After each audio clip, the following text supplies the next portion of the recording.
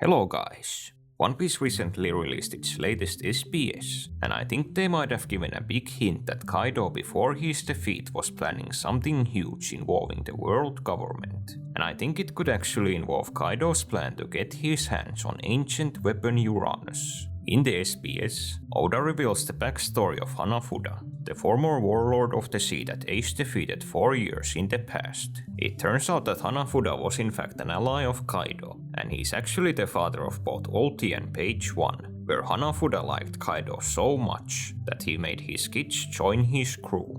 Here's the interesting part though. The way Hanafuda is described in the SBS, it seems very likely that he was a warlord at Kaido's request.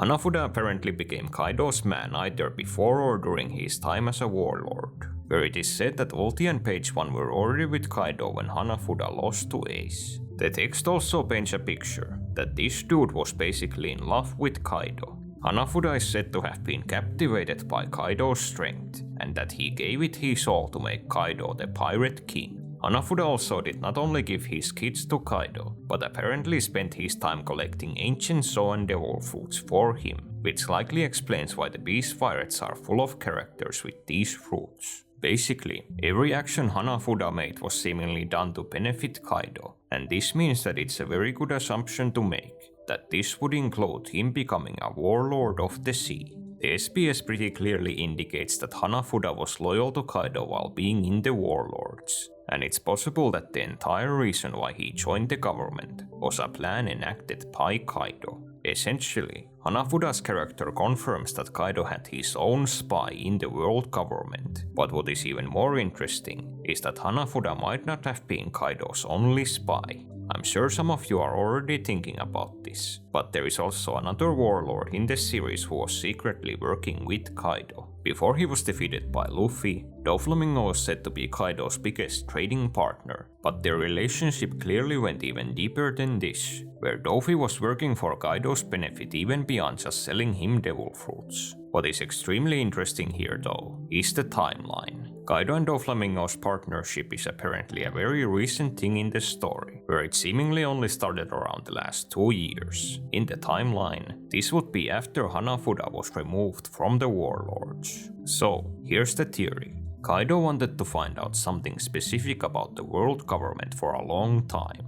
He first had Hanafuda infiltrate the Warlords, and then after he was unexpectedly removed, Kaido quickly allied with Doflamingo, not only to trade with him, but for Doflamingo to continue Hanafuda's work spying on the government. It would also make sense why Kaido would have specifically wanted his spy to be a warlord. Even though they were pirates, the government actually gave tremendous privileges to the 7 warlords, where they were allowed access to the government's most guarded areas, like the Holy Land or the last level of Impel Down. This level of access was also the entire reason why Law, for example, became a warlord, where according to him, the government's information allowed him to get in contact with Caesar and Punk Hazard. So, if Kaido had spent years spying on the world government, what was he specifically trying to find out? Kaido's goal in life was very simply world domination, but his biggest grudge was seemingly always with the government. When he was a kid, Kaido had to live in a country mistreated by the government, and was even sold to them as a child soldier by his own people. Kaido then became a criminal, and he even joined the Rocks Pirates, whose goal was seemingly to depose the Celestial Dragon's rule over the world. After the Rocks Pirates fell, Kaido then spent decades fighting the government on his own, declaring that he wanted to tear down the pampered nobles of the world from their thrones. Since Kaido pretty much always saw the government as his biggest enemy, it would certainly make sense for him to also spy on them. But I also think there was one big thing Kaido wanted information on. This is the thing I mentioned in the intro, where I think there's a lot of evidence that Kaido was looking for ancient weapon Uranus. When Kaido made his alliance with Big Mom, he revealed that their goal involved the ancient weapons. Kaido also made this a public declaration to his entire crew, which at least to me suggests that he had a genuine plan in mind for getting the weapons. For context, the simple fact that Kaido even knows about the ancient weapons' existence already speaks volumes, as this is one of the biggest secrets of the world, where even someone like Dragon did not know that the weapons were real before Robin revealed it to him during the time skip. How Kaido could have learned about them would have likely been from the time he served under Rock's Sepik, where Sepik seemingly knew much about the ancient history, and the other former Rocks pirates are seen frequently talking about the secrets of the world, where Shiki, for example, talked about the existence of a weapon that could destroy the world. The story also suggests that Kaido had at least some inkling about the ancient weapon Pluton's location, where he told Yamato that there was a reason why he had stayed on Wano for so many years, and we know Pluton is located right underneath the country. If Kaido was indeed trying to collect the ancient weapons, it would make perfect sense why he'd be spying on the world government. Characters in the story have already speculated that the weapon the government used to destroy Lulusia Kingdom could have been Uranus, but even if this isn't the case, the government is essentially a treasure trove of information on the Void Century. The world government doesn't just want to erase all records of what happened 800 years ago. What they more accurately want is the power of the past for themselves, where they are trying to recreate the ancient kingdom's technology and also want to find the ancient weapons for themselves. If Kaido spied on the government for years, he could have discovered that one of the ancient weapons was in fact in their possession, and that this was how he planned on conquering the world with Big Mom, where they would have stolen this weapon from them. Personally, I am almost 100% certain that the weapon Imu used to destroy Lulusia Kingdom was in fact Uranus. There's at this point just way too much evidence for this, where it's literally a weapon that could sink the entire world, and it already seems more powerful than even something like Pluton. Even if it somehow isn't Uranus, it's clearly on the same level of destructive capacity as the other confirmed ancient weapons, and I think the story is only waiting for a more dramatic moment before revealing its true identity. I think it also makes sense that Uranus would be the weapon Kaido was spending the most effort looking for. Kaido in his dragon form is basically a mini Uranus, and he's all about bringing death from above.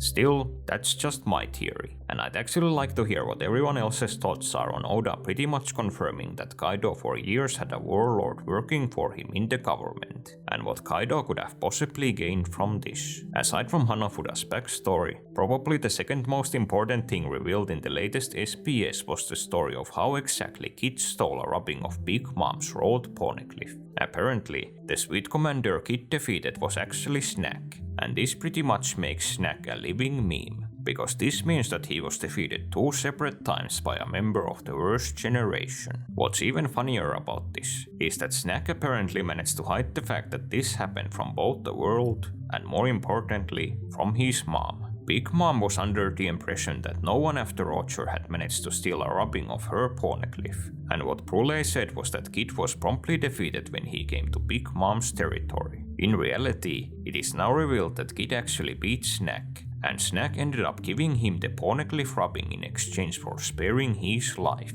What I find funny is that Oda says that this clash between Kid and Snack happened on the sea, which I think implies that Snack, after getting defeated by Kid, went all the way to Big Mom's castle to get the robbing, and then came back to give it to Kid. I'm guessing just so that Kid wouldn't tell anyone about this loss. And it turns out, all of the Big Mom pirates believed Snack's story about him beating Kid, and so does the world.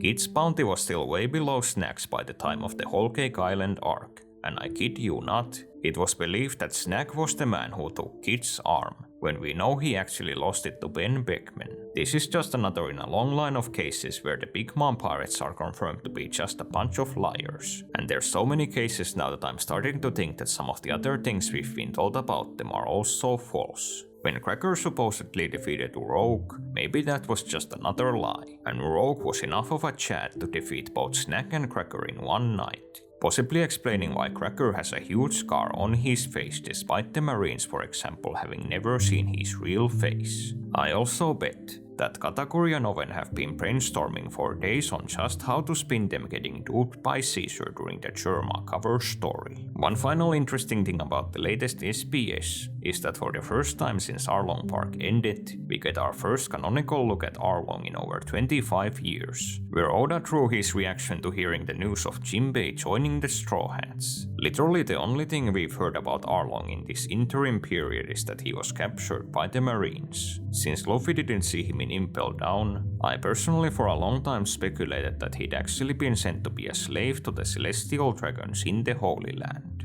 I figured the story was somewhat setting this up, with so many references to the celestial dragons liking fishmen as slaves, and now they could have possibly even taken away Arlong's ability to swim by forcing him to eat a devil fruit. Based on this image though, it actually looks like Arlong in the current story is a free man, where he still has his regular clothes, and he even has access to the news. Most importantly, Arlong even has gotten his nose fixed, which I'm sure wasn't a simple thing to do after what Luffy did to it. Considering just how many pre-time skip characters have already returned in the final saga, I think we're primed for Arlong's reunion with the Straw Hats at some point before the end of the story, since Oda is often pretty deliberate with what information he reveals in the SBS.